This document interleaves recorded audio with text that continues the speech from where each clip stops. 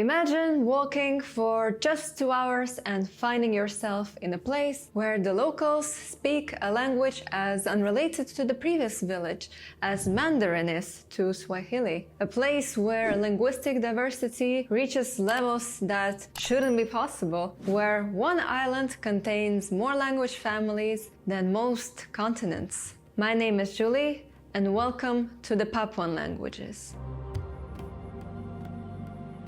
First and foremost, Papuan languages are definitely not a language family. In fact, the 840-ish Papuan languages have been tentatively grouped into anything from 20 to 70 separate families by different linguists. But an overarching term is still needed, so Papuan languages are essentially all languages of New Guinea and nearby islands that aren't Austronesian. These languages span from eastern Indonesia and the interior of Timor, across the massive island of New Guinea, and extend to parts of the Solomon Islands. There's even one Papuan language, Meriam, spoken within Australia's borders on the small islands in the Torres Strait. The biggest Papuan language is Enga, with around 230,000 native speakers. Languages like Western Dani, Ekari, Huli, Melpa, and Makassar in East Timor are also quite large, with more than 100,000 speakers each. The vast majority of Papuan languages, though, count not more than several thousands or even hundreds of speakers each. All of these small languages are spoken exclusively by their respective communities, and people from the neighbouring communities may speak a different small Papuan language, entirely unrelated. New Guinea Island is split between two countries. The western part belongs to Indonesia, and the official language there is of course Bahasa Indonesia, as well as on other islands that belong to Indonesia. The eastern part of the island is the country of Papua New Guinea, where the official languages are English, Tok Pisin and Hirimotu. The latter two are pidgins. Tok Pisin is based on English and Hirimotu is based on an Austronesian Moto language. On Solomon Islands the official language is English, and in East Timor it's Portuguese and Tetum, another Austronesian languages. So in all of these countries, none of the Papuan languages are actually official, probably because there are just too many and none of them is large enough, so it's hard to pick one and declare it as the main one. And this raises an obvious question. How did one region, which is not that huge, New Guinea Island is roughly the size of Turkey, develop such an extraordinary linguistic diversity? The story of Papuan languages begins with humanity's first migrations out of Africa. Humans traveled from East Africa along the coast all the way through modern-day Arabia, India, arriving into Southeast Asia, which was a single landmass with Indonesia back then as sea levels were considerably lower, and finally crossing a narrow sea stretch into what we now call Sahul, the combined landmass of New Guinea and Australia. There are traces of human presence in Australia from 50,000 years ago, and in New Guinea 40,000 years ago. 40,000 years! Imagine how old is that? Language families we identified in other places are maximum 10-12,000 years old, like the Afro-Asiatic, for example. That's how far back we can look into the past. We couldn't possibly identify, at least for now, any language family that is 40,000 years old. And that is if all of the Papuan languages spread from just one ancestor language, which is not necessarily true. So that's one reason of Papuan language diversity. If they are related,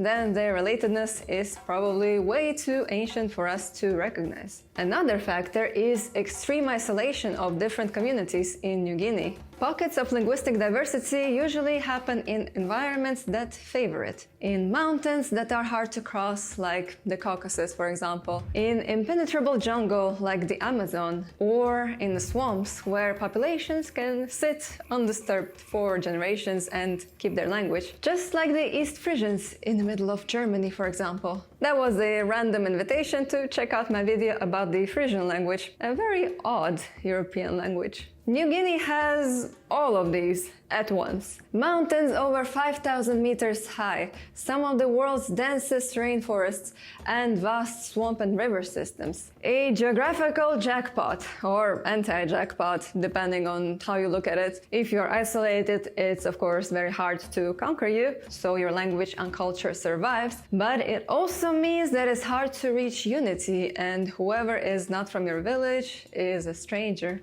and your people group remains small. Linguistic diversity is characteristic for hunter-gatherers who typically live in much smaller communities than agriculturists and are much more spread out from their neighbors. But this actually is not a factor in New Guinea. In fact, New Guinea is one of the first places on Earth where agriculture developed, emerging simultaneously with agriculture in the Fertile Crescent and central China, thanks to the temperate climate and abundant rain on the mountain slopes in the highlands, ideal for growing crops. The first traces of agriculture there date from 10,000 years ago. Throughout centuries, the highlanders in New Guinea domesticated taro, yams, sugarcane, and bananas. Just look in your kitchen, you most probably have some bananas in there. All of that thanks to ancient Papuans. So we have agriculturalists in New Guinea, but did we have a subsequent population spike and spread and conquest? As it turns out,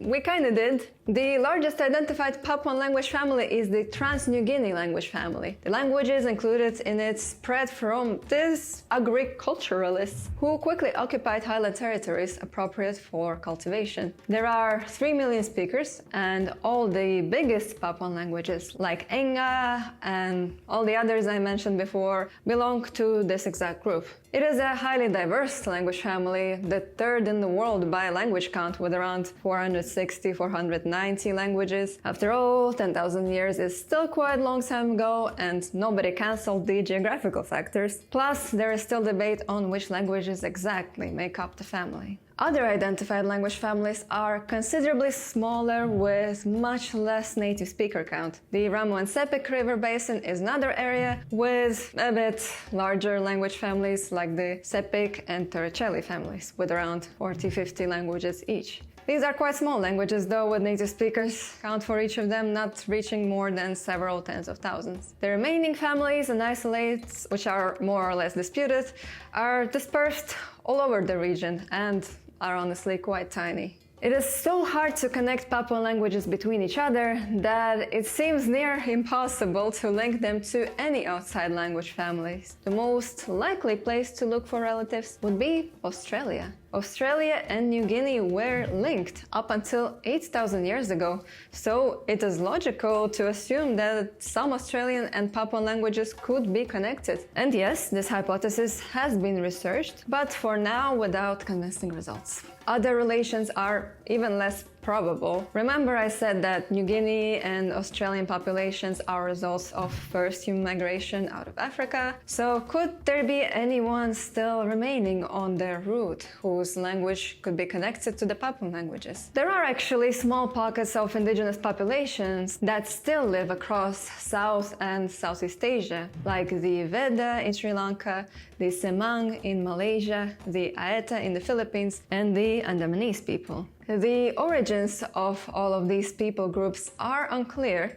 plus most of them are not using their indigenous languages anymore, the notable exception being the Andamanese people, and the link between the Andamanese and Papuan languages is an ongoing research. But well, as mentioned, the extreme time distance makes finding any external connection nearly impossible, except with the Australian languages. There might be a chance there. Currently, languages spreading the most within Papuan communities are actually English, and especially Tok Pisin. Tok Pisin is one of the two pidgin languages that gained quite a presence in the region. The other is Hirimotu, a pidgin based on an Austronesian Motu language, which is mostly used around Port Moresby, the capital of Papua New Guinea. It originally developed as a trade language between the Austronesian Motu people, who lived on the coastline, and Papuan people in the interior of the island. Nowadays, around 100,000 people know it, but its usage is declining in favor of Tok Pisin. Tok Pisin is a mix of English with another Austronesian language, probably the Quanua language from East New Britain Island. Its spread was, again, facilitated by trade. If you speak English, you could probably understand it, though its vocabulary is quite peculiar. For example, grass belong het means hair. Makes sense, right? Grass that belongs to the head. These days, Tok Pisin became Papua New Guinea's primary lingua franca, and around 6 million people know it to a varying degree of fluency. It is an official language in the country alongside English and Hirimoto. Recently, first language Tok Pisin speakers have started to appear, and now there are around 100,000 of them, which means Tok Pisin is technically not a pidgin anymore, but a Creole. Tok Pisin is growing fast, especially among the young generation, and some smaller languages cannot win the competition anymore. Though it seems that New Guinea's linguistic diversity is not gonna be beaten that easily. Now let's see how this diversity expresses itself in language features, starting with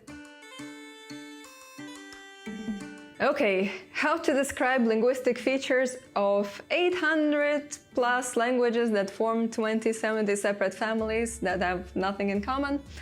Alright, here we go. Pronunciation can be extremely divergent from one Papuan language to another, unsurprisingly. For example, Rotokas, a language in Bougainville, has the world's smallest phoneme inventory, just 11 sounds total, 6 consonants, b, p, t, d, k, g, and 5 vowels, a, e, i, o, u. At the other extreme, there is a Yele language, an isolate spoken on the Russell Island off the eastern tip of Papua New Guinea, which has 58 consonants and 34 vowel sounds. It is abundant in doubly articulated consonants. It's like 2 consonants pronounced at once, as in ba, apa. These were some extreme examples of how diverse Papuan languages can be. A typical Papuan language, though, has a 5-vowel system, more or less, a, e, i, o, u, and a relatively simple consonant inventory, exemplified by the Fore language. All Papuan languages have nasal consonants, mostly m and n,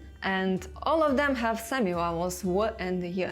Another common feature is that the sounds r and l are rarely distinguished, if they're even there. Many Papuan languages have pre-nasalized consonants, sounds like mb, nd, typical for African languages, for example. Papuan languages are usually not tonal, but there are exceptions too, like for example Sko family, whose members are all tonal with 3 or 4 tones. So now we're not going to be able to listen to all of the 800 Papuan languages, but let's hear some of them, just to get an idea of what these languages can sound like.